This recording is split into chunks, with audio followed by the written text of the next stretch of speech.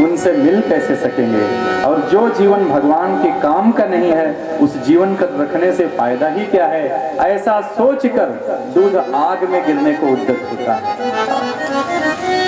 आप ऐसा न सोचे कि दूध ऐसा कैसे सोच सकता है, क्योंकि वृंदावन की प्रत्येक वस्तु चिन्मय है। ठाकुर जी की लीला में जितनी भी वस्तु है, जो भी सामग्री है, जो भी परिकर है, जो भी लीला सहायक है, सब चैतन्य है, परम चैतन्य है, परम दिव्य है।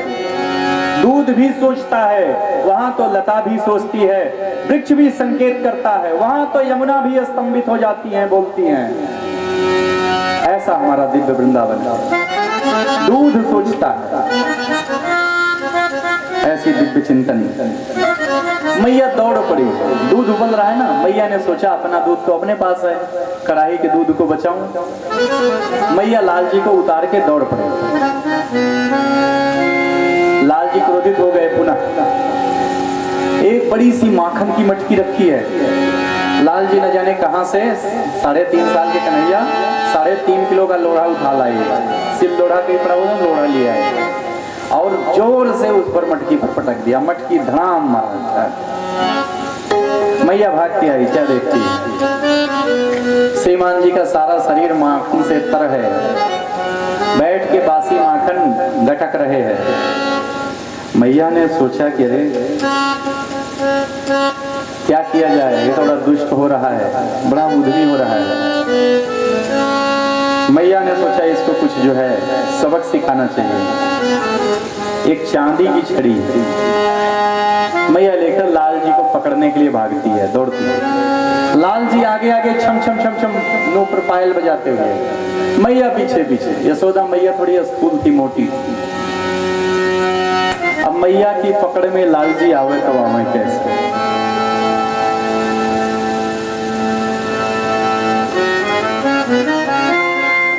भगवान को पाने का साधन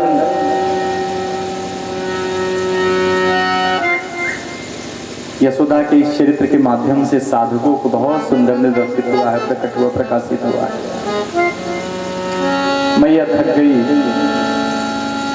बैठ गई और छड़ी फेंक दिया।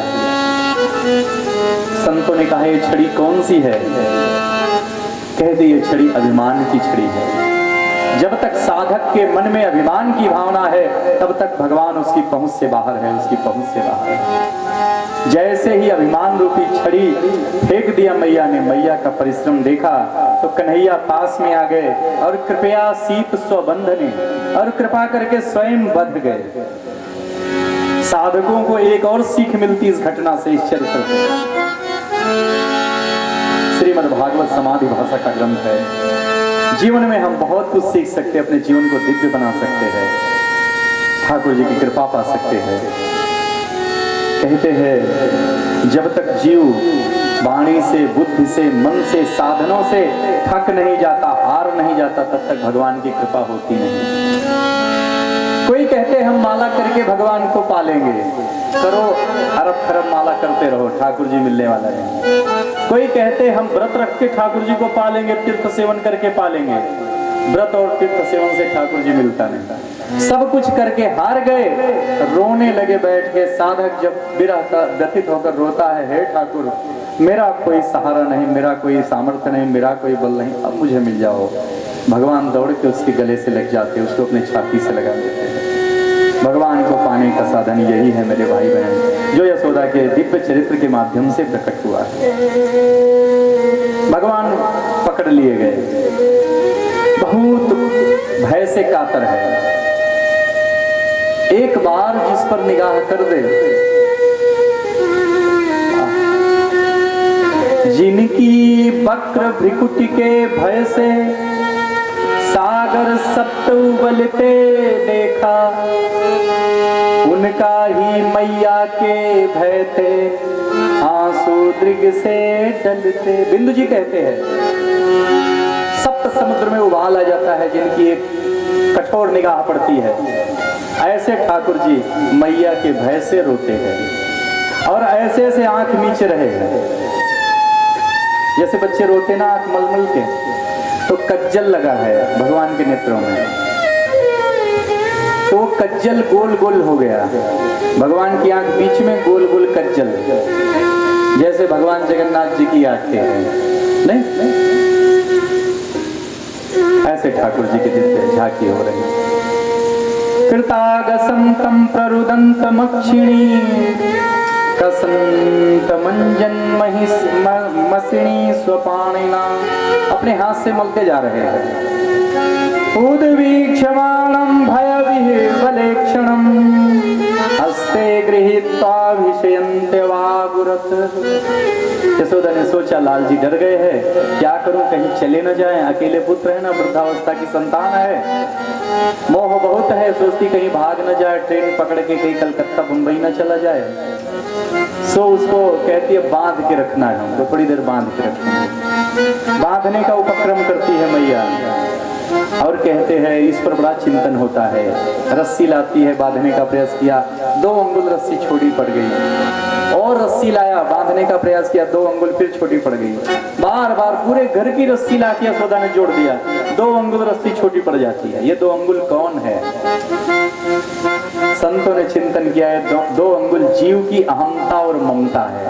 जब तक अहमता और ममता है भगवान बध नहीं सकते, आपके अधीन नहीं हो सकते। भगवान ने अपनी ऐश्वर्य शक्ति को तिरोहित किया है, माधुर्य भाव को प्रकट किया है और कृपा करके बध गए हैं, उखल से बांध दिया। हाँ। कहते हैं उसी दशा में यमलार्जुन का उद्धार किए हैं। यमलार्जुन के 2 वृक्ष, कुबेर के बेटा थे पूर्व जन्म में, नलकूबर और मणिग्रीव, देहाभिमानी निर्लज्ज। नारद जी ने श्राप दिया, जा वृक्ष हो जा। पैर पे गिर गए, कहते महाराज वो आपकी उदार है, परम संत है, परम भागवत है, हमारी रक्षा करिए, हम पर कृपा करिए, हमसे गलती हो गई। कहे ठीक है, जब भगवान का कृष्णचंद्र का तुम्हें स्पर्श मिलेगा द्वापर युग में, तुम श्राप से मुक्त हो जाओगे, स्वरूप को प्राप्त करोगे। भगवान उखल घसीटते घसीटते घसीटते, दोनों पेड़ ऐसे खड़े हैं, उसके बीच से होकर स्वयं निकल गए, उखल फंस गया, जोर लगाई थोड़ी, दोनों वृक्ष अरर धाम, 2 दिव्य पुरुष निकले, स्तुति करते हैं। आहा, नलकूबर मणिग्रीव। आज एक अद्भुत झांकी है। प्रायः होता क्या है, भगवान मुक्त रहते हैं और बंधनग्रस्त जीव उनकी स्तुति गाते हैं, ऐसा बहुत बार देखा गया। आज पहली बार भगवान बंधनग्रस्त है और मुक्त जीव उनकी स्तुति गा रहे हैं। क्या बात, बहुत सुंदर झांकी। कहते हैं उसके उपरांत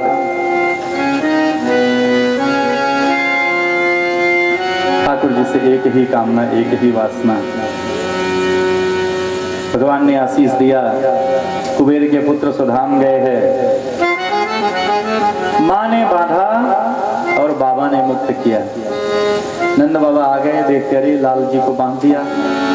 लाल जी नाराज हो गए, कहते मैया ने मुझे उखलते बांधा, अब मैं मैया के पास नहीं रहूंगा, बाबा के पास। मैया ने कहा कहाँ सोओगे? कहे बाबा के पास। मैया ने कहा मेरा दूध तो मिलेगा नहीं, क्या पियोगे? कहे गैया का दूध पीऊंगा। बाबा के पास आज गए हैं लाल जी सोने के लिए। गोष्ठ के पास ही बाबा की दिव्य पलंग लाल जी को लेकर लेटे। बाबा राजी है, आओ लाल जी। लाल जी लेटे तो माँ की याद आने लगी।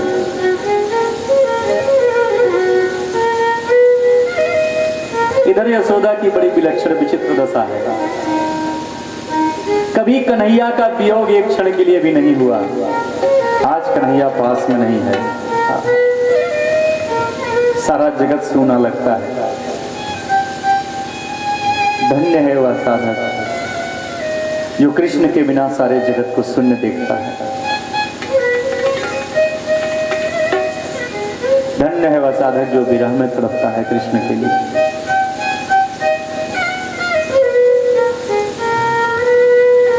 हमारे श्रीमन महाप्रभु कलियुग के कृष्ण, ऐसी विरह लीला है उनकी, ऐसी विरह लीला है।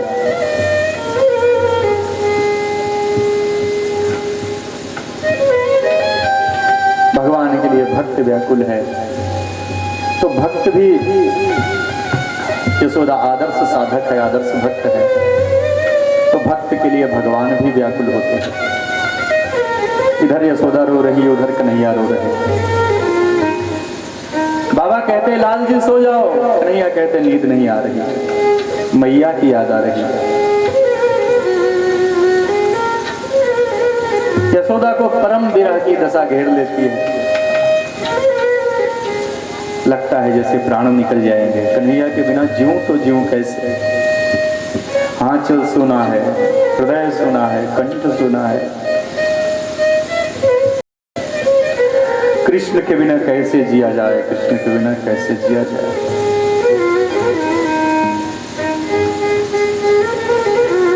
हे राधा रानी, हे करुणा, हे करुणामयी,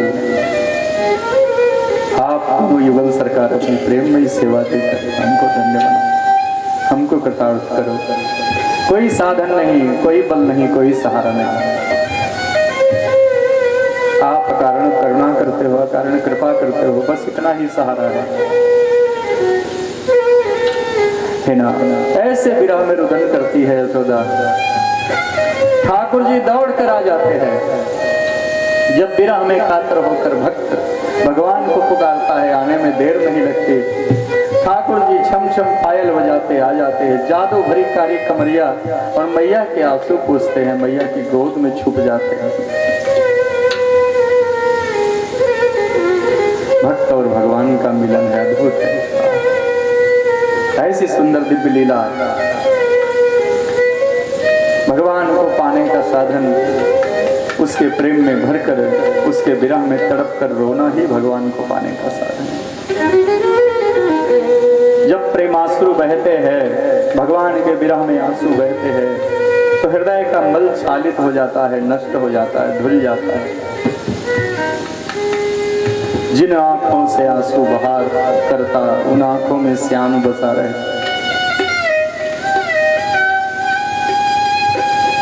संसार के लिए हम बहुत रोते हैं, बहुत छटपटाते हैं, तड़पते हैं। क्या कभी भगवान के लिए भी दो बूंद आंसू गिरे? ठाकुर जी के विरह में भरकर, प्रेम में भरकर उसको पुकारो। ठाकुर जी आप अपना बनेगा, आप अपना। दिव्य वा भुवि वा ममास्तु वासो, नरके वा नरकांतक प्रकामम्, अवधीरिति शारदारविंदो चरणूते मरणे पिचिंतया। है ना, कैसे भी रहूं, स्वर्ग में रहूं, नरक में रहूं, धरती पर रहूं, रोगग्रस्त रहूं, रोग मुक्त रहूं, किसी भी दशा में रहूं, कैसे भी रहूं, आपके शारदीय कमल की शोभा को लजाने वाले आपके चरण कमलों का चिंतन करता रहूं, बस चरण कमलों का। ठाकुर सुखदेव स्वामी बहुत सुंदर लीला सुनाते हैं। सुखिया मालिन पर भगवान ने कृपा किया।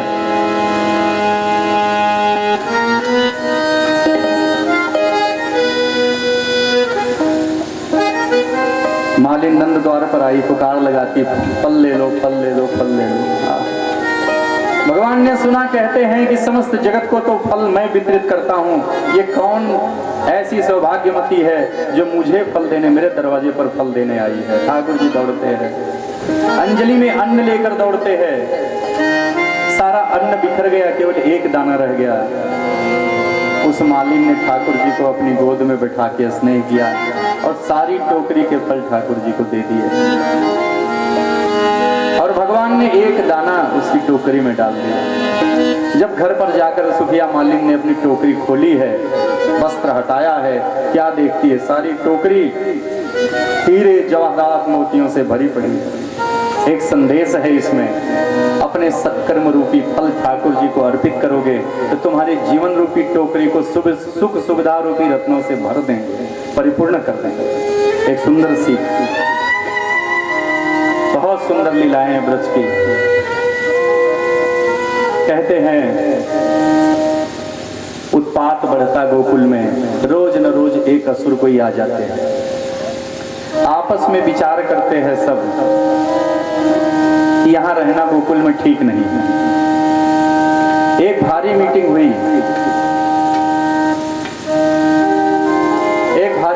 कहते हैं भाई कहीं और और चलेंगे। नंद के छोटे भाई हैं उपनंद, कहते मैंने भैया एक स्थान देख रखा है, बहुत सुंदर है, सुंदर पर्वत है, खूब हरी हरी घासे, मनोहर आनंदकारी शीतल जल के झरने हैं, बहुत प्यारा निर्मल सुखावा स्थान है। नंद ने पूछा भैया कौन सा? कहते वृंदावन। बोले वृंदावन धाम की जय। बृहद गौतमीय तंत्र में ठाकुर जी के मुख से स्वयं कहा है भगवान ने, इदम वृंदावनम रम्यम मम धामैव केवलम। कहते वृंदावन कोई तीर्थ नहीं है, वृंदावन मेरा घर है, मेरा धाम है, निज धाम है। नित्य नूतन पुष्पादिरंजितम सुख संकुलम। क्या सुंदर स्वरूप है हमारे वृंदावन का। स्वात्मानंद सुखोत्कर्ष शब्दादितिशयात्मकम नाना चित्र विहंगादि ध्वन्वे परिरंजितम नाना रत्नलता शोभिमत्तादि ध्वनिमंडितम। आपने सुना ना, वृंदावन के वृक्ष को मरम न जाने कोई, डाल डाल और पात पात श्री राधे राधे।